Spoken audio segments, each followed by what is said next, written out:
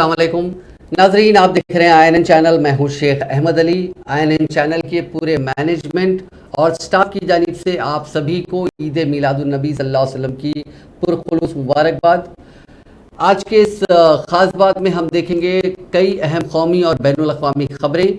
मुल्क भर में आज ईद मिलादुन नबी सल्लल्लाहु अलैहि वसल्लम मजहबी अक़ीदत और जोश व खरोश के साथ मनाई जा रही है। हज़रत मोहम्मद मुस्तफ़ा सल्लल्लाहु अलैहि वसल्लम की हयात तैयबा और तालीमात को उजागर करने के लिए मीलाद की महफ़िलों और सीरत पाक के जलसों का अहतमाम किया जा रहा है।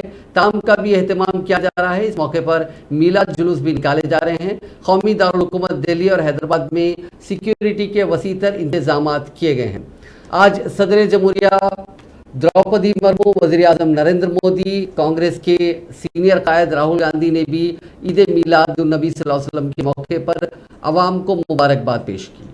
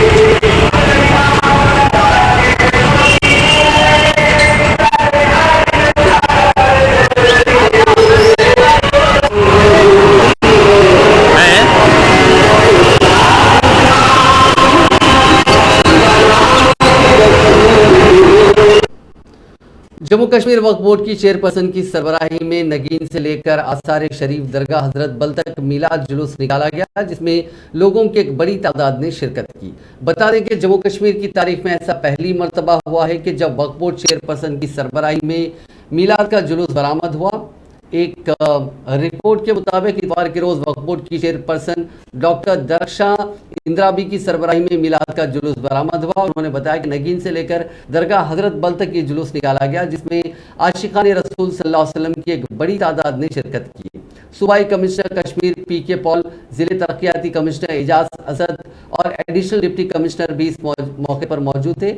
इस मौके पर अपने खुसूसी पैगाम में उलमा ने आलम इस्लाम को बिलउमूम मुसलमाना ने जम्मू कश्मीर को बिलखुसूस दिली मुबारक और तहनीत पेश करते हुए कहा कि मोहसिन इंसानियत हज़रत मोहम्मद मुस्तफ़ा सल्लल्लाहु अलैहि वसल्लम की विलादत वो बासत दर हकीकत अकीदा, फ़िक्र ज़हन और तहजीब व तमद्दुन का एक खुशगवार इनकलाब था, जिसने मुस्बित अंदाज में इंसानी कायनात की न सिर्फ काया बल्कि तकदीर पलट कर रख दी थी और दुनिया का एक सदाबहार इनकलाब है। इसे न सिर्फ जोग्राफिया बदल दिया बल्कि तारीख बदलकर एक नए और मुनफरिद तहजीब और तमद्दुन की बुनियाद डाली।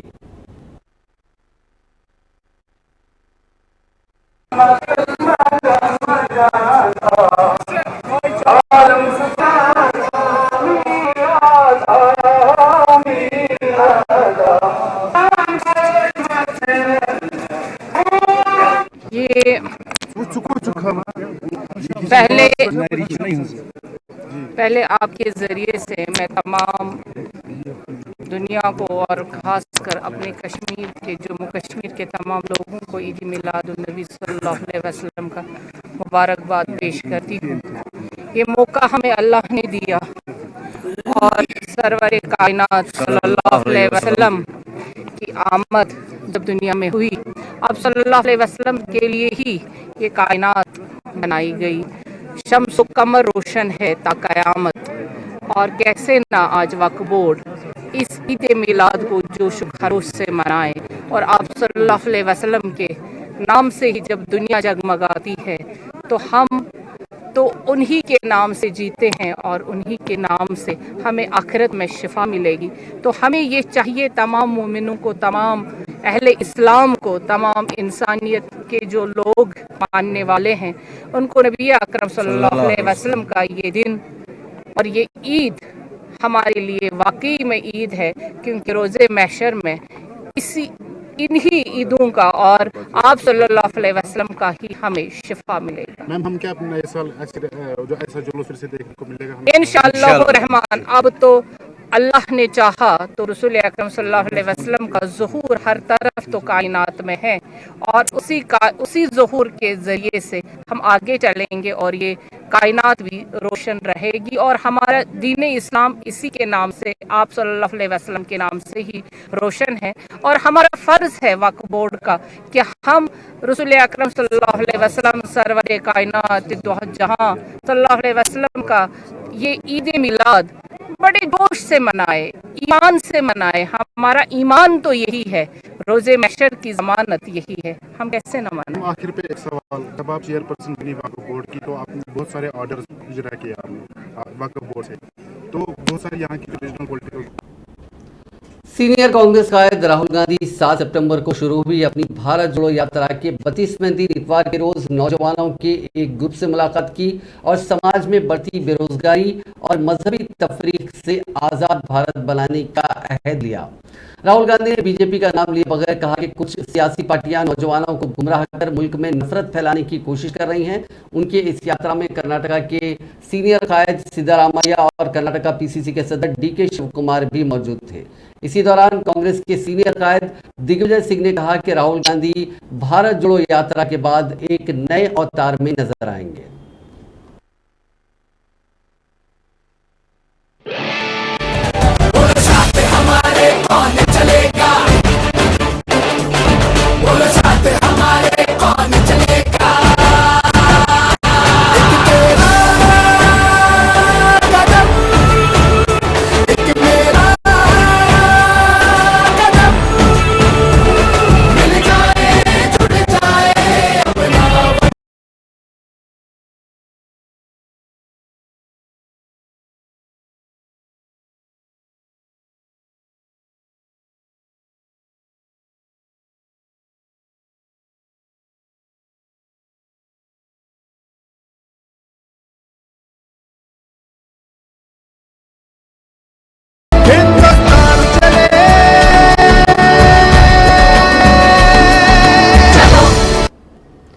मुंबई में बीजेपी कारकुनों ने राहुल गांधी के पोस्टर पर जूते मारे। बीजेपी एमएलए राम कदम ने इसे जूता मारो आंदोलन नाम दिया। उन्होंने बताया कि भारत जोड़ो यात्रा में राहुल गांधी ने वीर सावरकर को लेकर एक मुतनाज़िया बयान दिया था। बीजेपी के इस एहतजाज में शिवसेना को भी निशाना बनाया गया। पोस्टर में उद्धव ठाकरे की आंखें और मुंह में काली पट्टी दिखाई गई। बीजेपी ने उद्धव ठाकरे को कलयुग का धृतराष्ट्र कहा।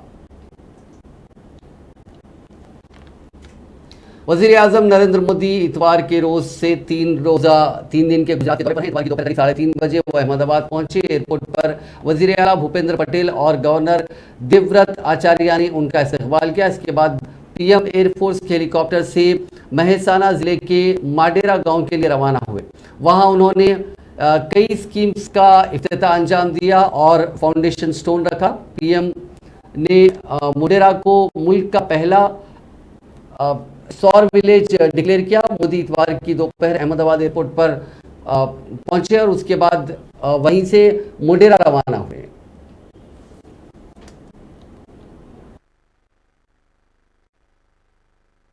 किया था यही मोडेरा जिस पर भांति भांति के अनगिनत अत्याचार हुए थे, आज अब अपनी पौराणिकता के साथ आधुनिकता के लिए दुनिया के लिए मिसाल बन रहा है।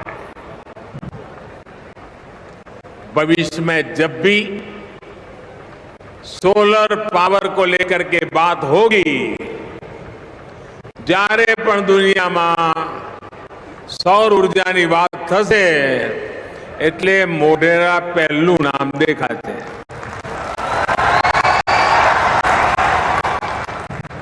કારણ અહીંયા બધું જ સૌર ઉર્જાથી, સોલર પાવરથી ચાલી રહ્યું છે. घर की रोशनी हो, खेतीबाड़ी की जरूरत हो, यहां तक कि गाड़ियां, बसें भी सोलर पावर से चलने का प्रयास होगा. 21वीं सदी के आत्मनिर्भर भारत के लिए हमें अपनी ऊर्जा जरूरतों से जुड़े ऐसे ही प्रयासों को बढ़ाना है. मैं गुजरात को, देश को, हमारी आने वाली पीढ़ी के लिए, आपके संतानों को सुरक्षा मिले इसलिए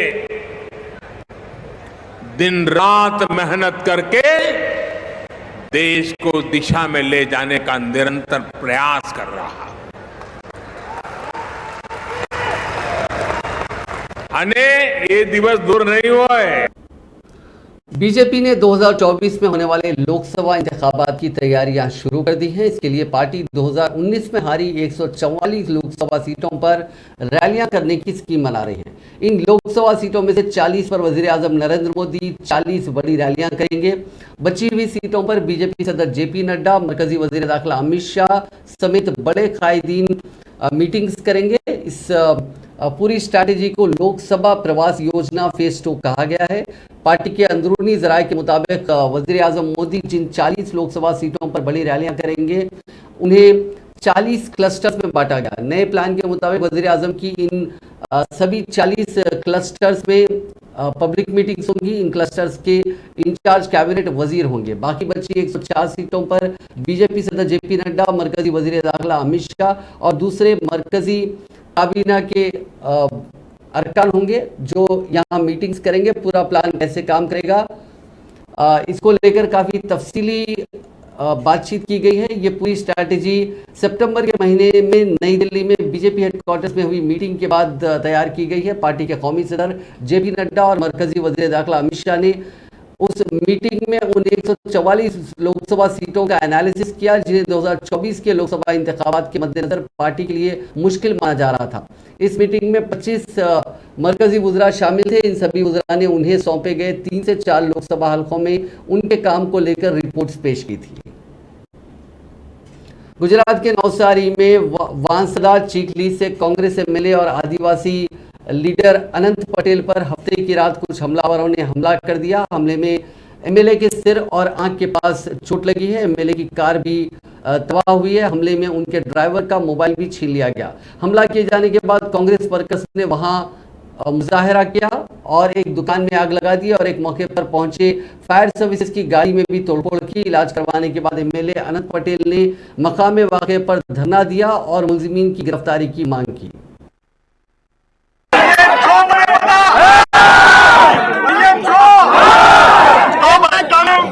તમારા નાના ભાઈ મોટા ભાઈ તરીકે વિનંતી છે કે એ બેસી જાઓ. મારા પર જે હુમલો કર્યો છે મારી ગાડીના કાચ તોડીને હુમલો કર્યો છે, પરંતુ હું મરી જઈશ તો બી આદિવાસી જ રહીશ.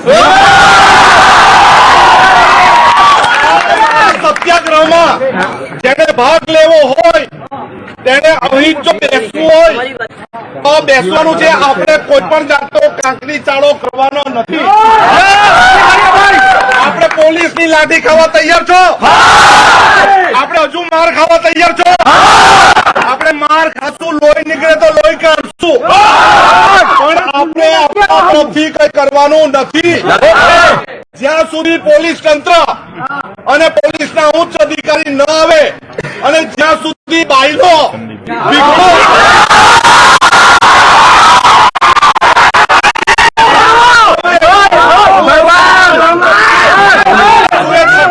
નું દાણ પીધું હોય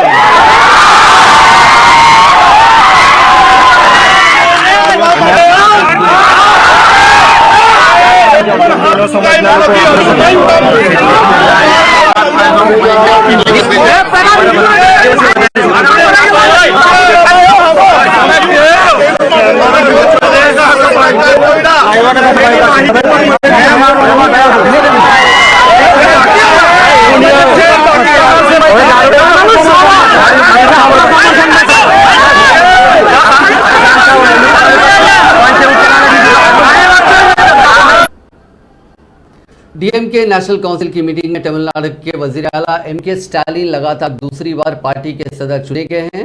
एमपी टी.आर. बालू ट्रेजरर और डी. मुरुगन जनरल सेक्रेटरी बनाए गए हैं। स्टालिन की बहन और एमपी कनिमोई को जनरल सेक्रेटरी माफ कीजिएगा वाइस जनरल सेक्रेटरी अपॉइंट किया गया है।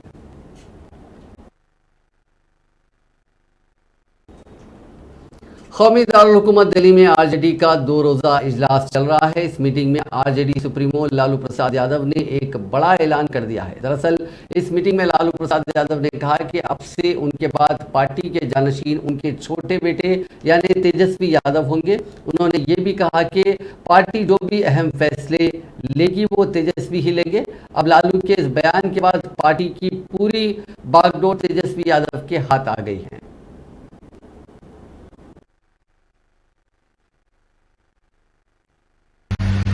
आप सभी साथियों को तेजस्वी ने संगठित रहिए, एकता रहिए और एकता में ही काम करें। हमें कोई नहीं भागना चाहिए और कुछ भी बोलने के पहले ये संभाल करके बोलना चाहिए कि सब तेजस्वी बोलेंगे, कोई भी मान लेगा हर आदमी नहीं बोलेगा। क्या निकल जाएगा मामला गड़बड़ हो जाएगा। इसलिए ये मीटिंग करके हम लोगों ने तय किया तिवारी जो भी नीतिगत मामले में जो भी समस्या है उसका फैसला प्रेस को मीडिया को तेजस्वी ही देंगे। एक बात समझने की जरूरत है, हो सकता है कि हम सबको खुश ना रखें, हो सकता है कि हम भी सबसे खुश ना हो, लेकिन जो बड़ी चुनौती है, जो बड़ी लड़ाई है, उसमें हम लोग, आप सब यहां जितने लोग बैठे, हम सब साथी हैं, एक टीम है, ये हमारा एक टीम है। मेरा इससे नहीं बनता, तुम्हारा उससे नहीं बनता, हमें आप पसंद नहीं, आप मुझे पसंद नहीं। ये स्वाभाविक है, ये ह्यूमन नेचर है, ये इंसान का आप कह सकते नेचर है, स्वभाव है, इसको कोई नहीं बदल सकता। लेकिन हम तो भाई हाथ जोड़ करके आप सब लोगों से यहां वहां कहीं भी बैठे हैं, हम तो यही हाथ जोड़ करके अपील करेंगे कि भाई एजेंडा को मत बदलिए, डाइल्यूट मत होने दीजिए। हम लोग एक बड़ी लड़ाई लड़ने जा रहे हैं 24 की, हमको सबका सहयोग चाहिए और हम लोग लड़ रहे हैं जो देश को बर्बाद कर रहे हैं, देश को बचाने की लड़ाई लड़ रहे हैं। कहीं कुछ होता है, छोटी मोटी बात इधर उधर इस तरह की बात होने से पूरा एजेंडा ही चेंज हो जाता है। हम जहां अटैक कर रहे होते हैं, हमको डिफेंसिव होना पड़ता है।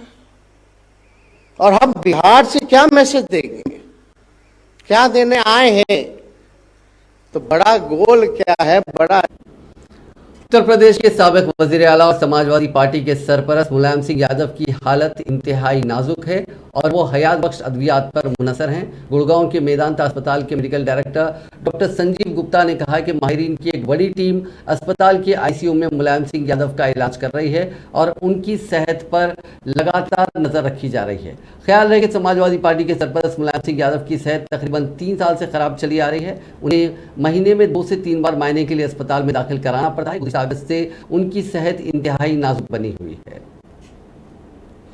मुंबई के अंधेरी ईस्ट में होने वाले बाई इलेक्शन के लिए उद्धव ठाकरे ने अपनी पार्टी के नाम और निशान की list election commission of India को सौंपी है। उद्धव ग्रुप ने यह कदम तब उठाया जब इलेक्शन कमीशन ने शिंदे ग्रुप की पिटीशन पर शिवसेना के सिंबल तीर कमान को फ्रीज कर दिया।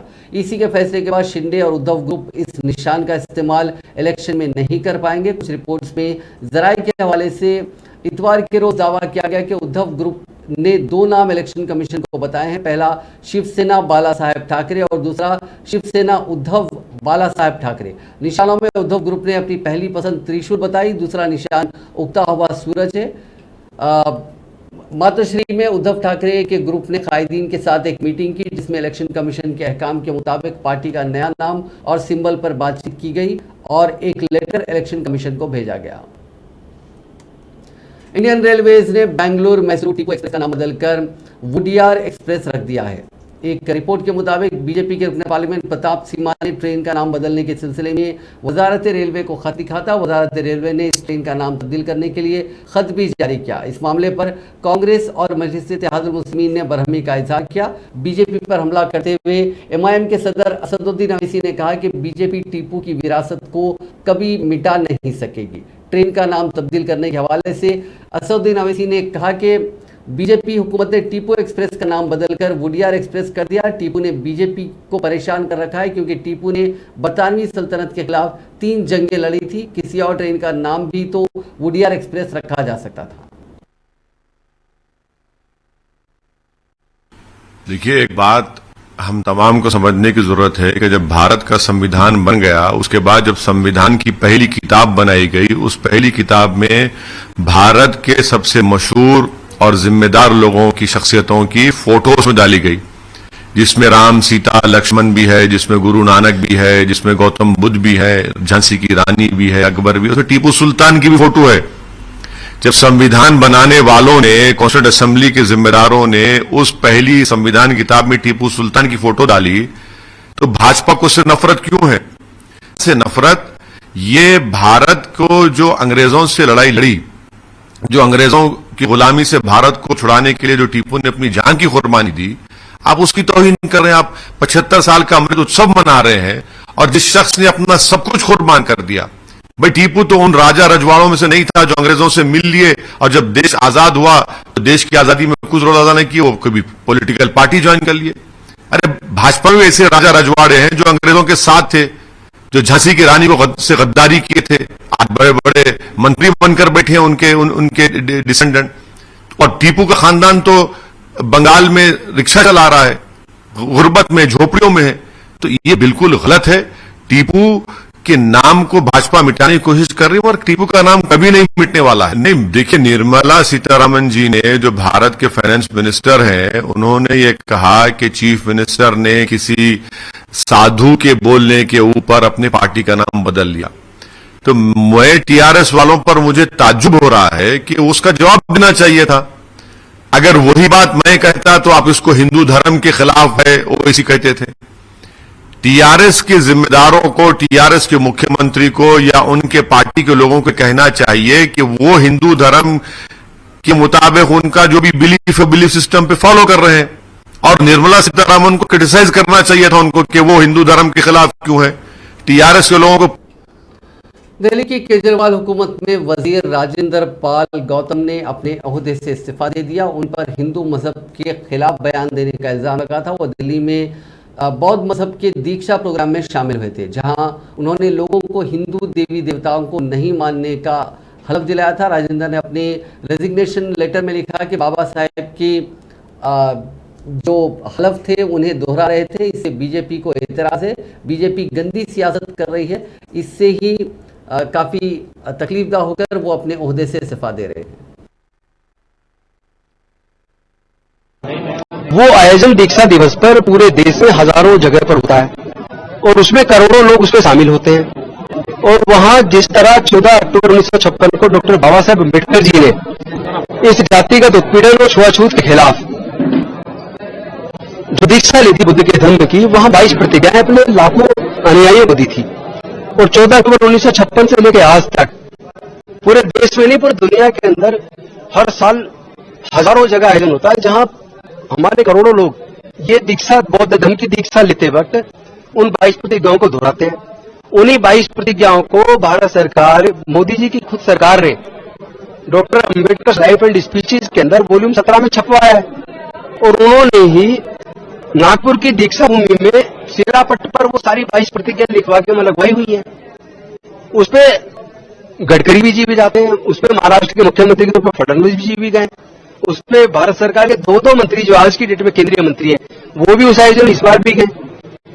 तो जिन प्रतिज्ञाओं को तो इतना बवाल बना मचाया इन्होंने, तो इन्होंने जो मेरे नेता अरविंद केजरीवाल जी ने मुझे इतना सम्मान दिया, और सहयोग दिया अच्छी योजनाएं बनाने में, चाहे वो जय मुख्यमंत्री प्रतिभा विकास योजना बनाई हो, चाहे वो सीवर सफाई की मशीनें लाने वाला, सीवर में अंदर दिल्ली में उतरने पर रोक लगाने वाला मसला हो, तो जिन्होंने इतना मुझे सहयोग दिया, सम्मान दिया, उनको जिस तरह घसीटा गया, जबकि उनको पता भी नहीं है, उनका कोई लेना देना नहीं है, मेरी पार्टी का इस दम दीक्षा दिवस से कोई लेना देना नहीं है। और उसमें मैं एक व्यक्तिगत कैपेसिटी में, मैं व्यक्तिगत तौर पे उसमें शामिल हूं बाबा साहब के सिपाही होने के नाते, और वह राजरतन जी ने वो प्रतिज्ञाएं दिलवाई है, सबने दोहराई है, हजारों लोगों ने दोहराई है, और पूरे देश में हजारों लाखों करोड़ों लोग दोहरा रहे हैं।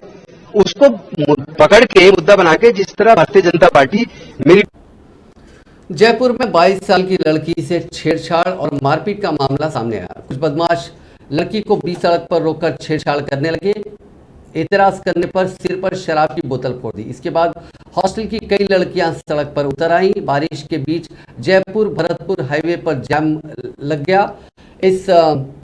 ये पूरा वाकया कानोता पुलिस स्टेशन इलाके में प्रेमनगर पुलिया के पास का हफ्ते की रात का है। हॉस्टल में रहने वाली एक लड़की के साथ हफ्ते की रात करीब 8:30 बजे कुछ लड़कों ने छेड़छाड़ की थी। लाइब्रेरी से पढ़ाई कर हॉस्टल आ रही लड़की से छेड़छाड़ और मारपीट की गई। बाइक सवार 3 बदमाशों ने उसका रास्ता रोका था।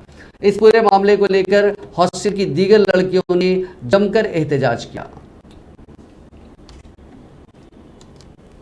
एक मंदिर का पुजारी बुर्खा पहनकर सड़क पर घूम रहा था, जिसे मकामी लोगों ने पकड़कर पुलिस के हवाले कर दिया। ये वाकया केरला के कोयलंडी में पेश आया। 28 साला जिष्णु नंबोत्री के करीब वाक़ एक मंदिर का पुजारी है। इस महीने की 7 तारीख को वो बुर्खा पहनकर कोयलंडी जंक्शन पर घूम रहा था कि इसे मकामी ऑटो ड्राइवर ने पहचान कर रोक लिया और उसे पुलिस के हवाले कर दिया। पुलिस ने जब पुजारी से पूछा कि वो बुर्खा पहनकर क्यों घूम रहा है तो उसने कहा कि उसे चिकन पॉक्स हो गया है और इसीलिए उसने बुर्खा पहन रखा है। लेकिन पुलिस ने कहा कि पुजारी के जिस्म पर बीमारी के कोई आमाद नजर नहीं आए। ये मुअम्मा हल नहीं हो सका कि पुजारी ने बुर्खा क्यों पहन रखा था। रूस ने यूक्रेन के जापोरिजिया में एक बार फिर मिसाइलें दागी हैं। द कीव पोस्ट के मुताबिक रूस ने इतवार की सुबह करीब 4:30 बजे जापोरिजिया में 10 मिसाइलें दागी। रिहायशी इलाके में हुए इस हमले में 12 लोगों की मौत हुई है, जबकि 49 लोग जख्मी हुए हैं। मरने वालों में 6 बच्चे भी शामिल हैं। पाकिस्तान के साबिक वज़ीर-ए-आज़म और पाकिस्तान तहरीक-ए-इंसाफ के सदर इमरान खान के हेलीकॉप्टर को हफ्ते के रोज तकनीकी खराबी की वजह से इमरजेंसी लैंडिंग करनी पड़ी। इमरान खान खैबर पख्तूनख्वा के डेरा इस्माइल खान में एक जलसे आम से खिताब के बाद दारुल हुकूमत वापस आ रहे थे। इस दौरान उनके हेलीकॉप्टर में तकनीकी खराबी पैदा हो गई। उसे रावलपिंडी शहर से तकरीबन 20 किलोमीटर दूर अडियाला गाँव के करीब उतारा गया। इमरान खान को कार से बन्नी गाला में उनकी रिहाइश गाह ले जाएगा। इमरान खान जिस गाड़ी में सवार थे वो पंजाब के वजीर कानून बशारत राजा की रिहाइश गाह से लाई गई थी।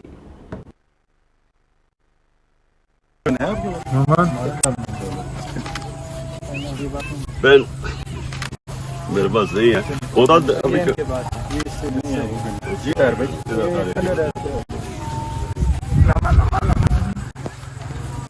भेज दे।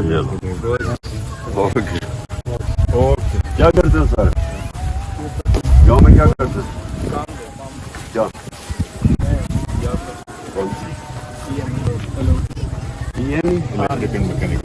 अच्छा।